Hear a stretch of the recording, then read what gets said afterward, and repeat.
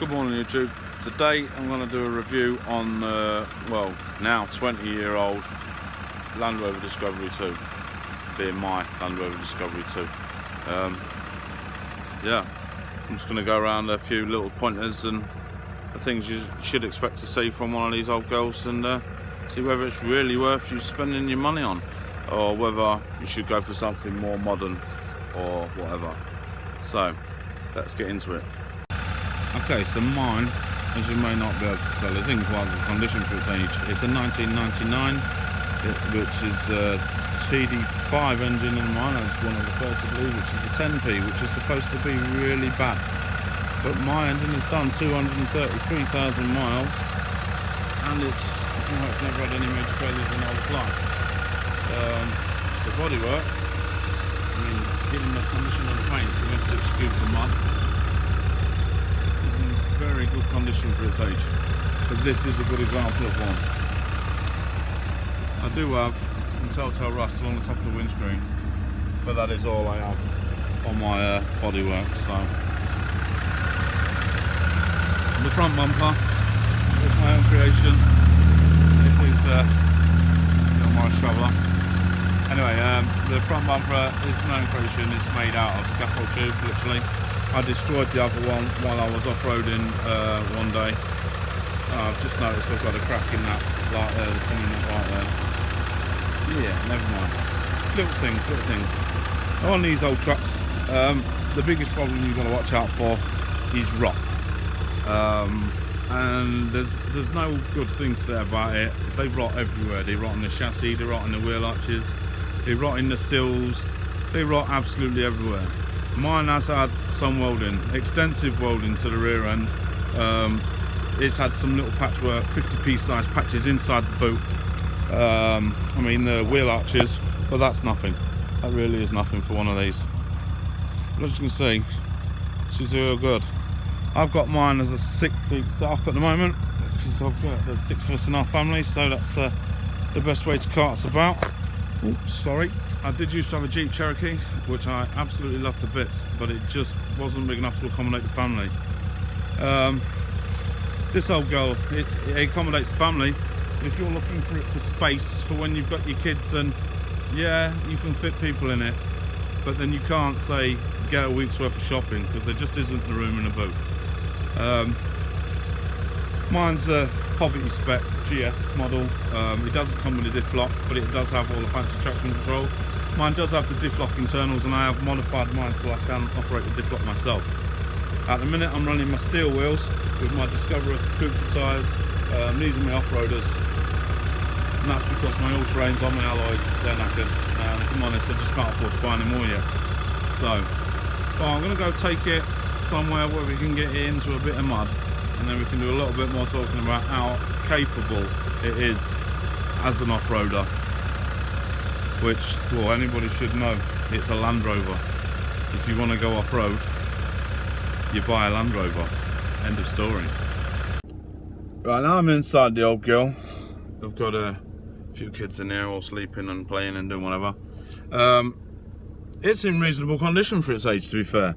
I've got a slight wear to my driver's seat, as you would expect for somebody having to oik themselves up and in. And my headliner, I've took all that down, removed all of that, and I've painted that black and put it back up due to the saggy headliner that these get. But other than that, I mean, it's real good. Mine's got the Harman Kardon sound system, which must have been spec'd up from the factory. It sounds awesome. I also have a 1000-watt sub and an amp in the boot, but yeah, that's to drown out kids and the sound of off-road tyres. But yeah, it's comfortable, it's not small, it doesn't look dated. Yeah, I mean, I'm happy with it. Okay, so this is a little mud patch I know of. I'm gonna go on we're just calling through in first gear.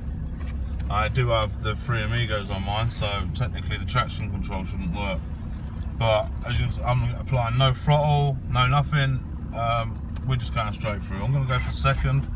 Again, just take the foot off the clutch slowly. It's just driving itself. I'm just literally steering. This really is nothing for it. And I mean, people are going to go, that's not off-roading. No, it's not. but I'm just trying to show you with no revs, it just pulls itself through. I mean, I had to open it a little bit there, but she just walks it, literally walks it. Obviously this isn't a massive challenge for it. A lot of disco owners raise their trucks up and they take them like on these pay and play days and proper mud bogging, and this is probably about as extreme as I can get round my way. So, and with a standard truck, but it is, trust me, slipping and sliding all over the place trying to get traction and find its way under there. But I'm just keeping the momentum going, and it's just going. I had to apply a little bit more throttle there, it's a little bit more stop, but no biggie.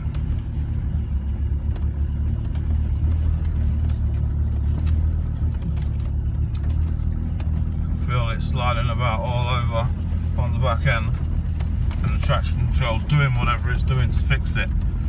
It's actually a really clever system. Like I said, mine's supposed to not work and it still works, so I'm quite impressed with it. But yeah, I don't know what they're like when they don't work properly. I have modified mine for the diff lock. I currently don't have it attached at the minute because I was just tweaking it a little bit, like, you know what I mean? But yeah, as you see, we just walked through that, no worries. I'm going to deliberately try and get it into some ruts here and just let it walk itself out. Now this is deep, muddy, rutty, the back end's slipping, the front end's not gripping.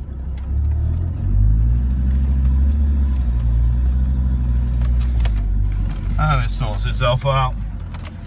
Just apply a little bit of throttle and the traction control fixes it to each wheel. I mean, that, you can't complain. And this is a 20-year-old truck, as I say, that is also supposed to not work properly. So, I personally, this truck owes me 800 quid. I've had to do some work to it for that, obviously. I got it with no MOT, and it had a couple of things wrong with it. Quite a lot of things wrong with it. I've had to do a bit of welding, which is no biggie to me, I can weld. But a lot of the stuff, I had a lot of running issues, which was down to a lot of sensors that were messing around, and so I've literally just taken them out. I've got no MAF, no AAP sensor. I've got a new map sensor in there. Yeah, I've got a exhaust. I've had the middle box removed. I say I had it removed, I did it myself. And then I've got just the back box on.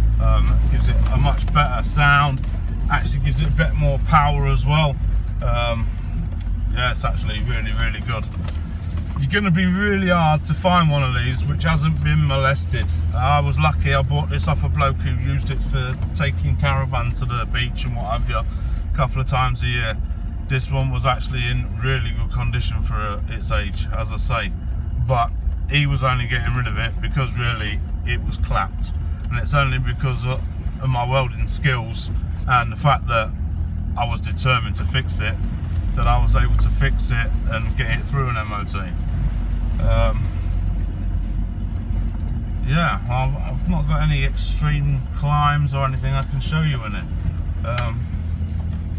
Just mud at the minute, which, as you can see, it's not really a challenge for it, so it's probably a little bit boring, so we'll get back to you in a minute. Okay, so what I'm basically going to say is, if you want yourself a four-wheel drive that is really capable, that can get your family around, and still looks quite nice, if I'm honest. I mean, unmolested, these do look good. They look a lot more money than they actually are. Or you could do it, I mean, for £2,000 you can buy one that's all off-roaded up and will look pretty ace, to be fair. It's whatever you're into, innit? You know what I mean? I don't see the point of a four-wheel drive if you ain't gonna take it off-road, basically. But yeah, aim to spend in between 15 and £2,000 if you don't want to fucking do too much work. But then let's be honest, people can still rip you off and have your pants down for that much money. Like, you get cheap ones for 500 quid if you're willing to put the work in. The parts for these aren't that expensive. There's a big following and a load of knowledge you can learn on the internet. And to be fair, I've met a few good people through Land Rovers already. So yeah, my suggestion is buy it. It's 20 years old. It's a rock box. They do break down quite a bit, but it's probably the most capable four-wheel drive you can buy for your money. They're reasonably priced, reasonably cheap to service, and these are going to be an appreciating classic, I can tell you now. They may not be now, right this minute, but one day somebody will be going, do you know, he was right. Anyway, this is the first time a bit of a car review. It might be a bit crap, I don't know, it's worth a go, do you know what I mean? So if you like the video, please give it a like, please give it a subscribe as well, share it if you can as well. You know, I'm trying to get 100 subscribers before Christmas this year. Yeah, it probably won't happen. Nobody watches my videos. But what can I say? So, see you next time. Cheers.